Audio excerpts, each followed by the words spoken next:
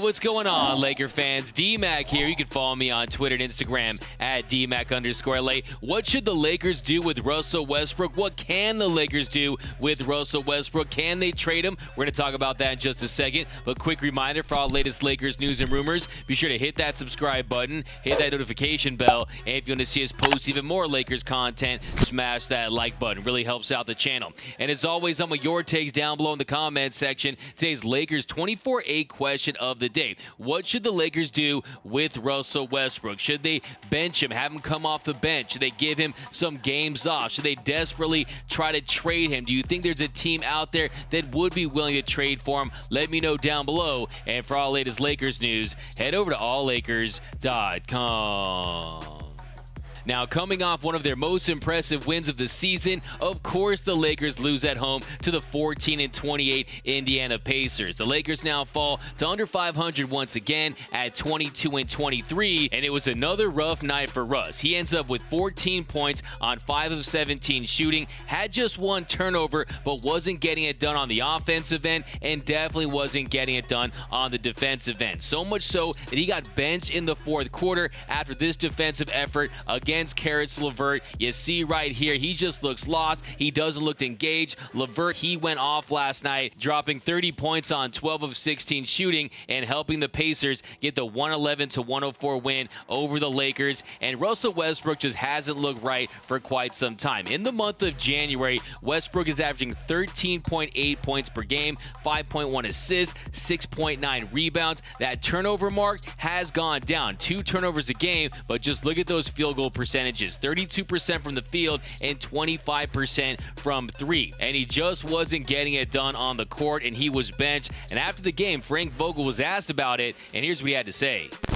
Frank, you opted to go with Russ on the bench at the end of the game. What were you looking for there? What was the thinking behind that choice? Yeah, playing the guys I thought were going to win the game.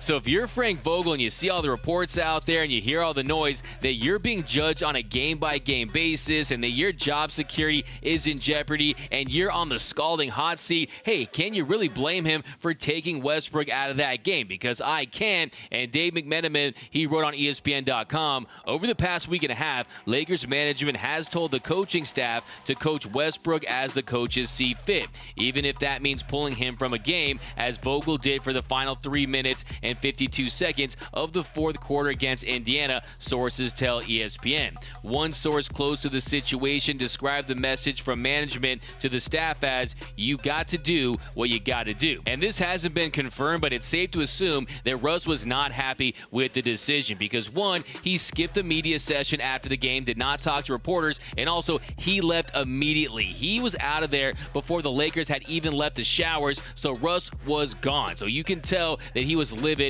about the decision to bench him in the fourth quarter. Now, was Frank Vogel right to bench Russ in the fourth quarter? Well, you know I bring my facts to the fight, and this is from my friend Sam Quinn over at CBS. He tweeted out, Lakers with Russell Westbrook on in fourth quarters, 342 minutes of minus 34. Lakers with Russell Westbrook off in fourth quarters, 198 minutes plus 50. Benching Russ wasn't only necessary, it frankly came at least a month too late. So you see right there, the Lakers have struggled in the fourth quarter with Russell Westbrook on the floor, and you just can't blame Frank Vogel considering what he's up against, considering the rumors that his job is in jeopardy, and the fact that Russ just wasn't getting it done that night. Now, it remains to be seen is what will this do for Russell Westbrook? Will this just fracture his relationship with Frank Vogel and the Lakers and the team? Will this light a fire under him? Well, that remains to be seen, but based on what LeBron James had to say after the game, Russ wasn't happy about the decision. Have you followed Russ throughout his career?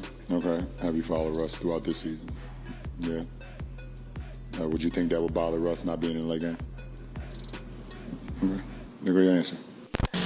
So look, make no mistake about it, Russell Westbrook has underperformed in the purple and gold. His numbers across the board, they're down. He's not getting to the rim as much. He's not shooting as many free throws. He's just not getting as many dunks. He had that explosive dunk over Rudy Gobert the other night, but he only has 10 dunks on the season. The explosion, the bounce of Russell Westbrook has diminished over the years, and fortunately, it's coming on the Lakers' dime. Look, if Laker fans had Russell Westbrook in his prime, they would love the Brody, but just he's not that same same guy that he was. And the question now is, what can the Lakers do? Is there a team out there that would be willing to trade for Russell Westbrook? Well, the big issue is not the fact that he's making $44+ million this year. It's the fact that he can opt into that 1-year, $47 million deal after this season. He did sign that Supermax contract, so any team that wanted to sign Russ would most likely have to keep him for one more season, because Russ is not going to opt out of that $47 million. It's safe to assume that Russ is going to opt into that deal. So the Lakers, their hands are tied. They don't have much to do. Yes, you could talk about a potential buyout, but I'm telling you, Russ is not going to agree to that. He has too much pride. He signed that original Supermax contract. He was owed over $93 million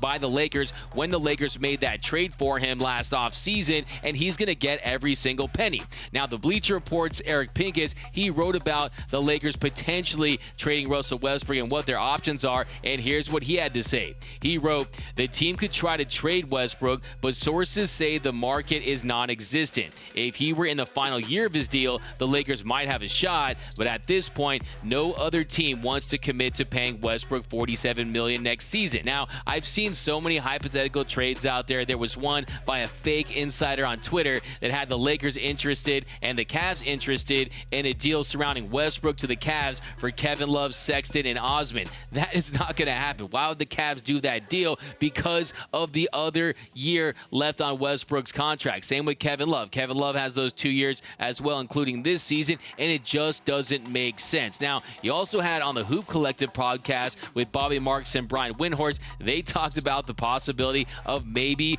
flipping Westbrook for John Wall. They said on the podcast, the money is the same. You're not planning on playing John Wall. There's really no difference between not playing John Wall and not playing Russell Westbrook. You're just not really interested in helping the Lakers. So why would the Rockets do that as well? One, they already had Russell Westbrook. He actually had a really nice year with the Rockets, all things considered, a few years ago, but he still had that athleticism. They had maximum spacing. They were calling him the Pocket Rockets when they traded Capella for Covington. They were resting him on the second night of back-to-back. But I'm telling you, the Rockets aren't doing that deal. There's some other trades with the Lakers, the Knicks, that could work. New York gets Westbrook, Ken Bazemore, Ariza, DeAndre Jordan, and 2 future second-round picks. And the Lakers get Kemba Walker, Evan Fournier, Kevin Knox, and Nerlens Noel. Again, why would the Knicks do that deal? Because, look, they understand the stage of his career that he is at. I know that at Madison Square Garden, maybe that could reinvigorate him. A fresh start might do him wonders, but they're just not going to do that deal. Here's another deal that would work out with the Knicks and the Lakers.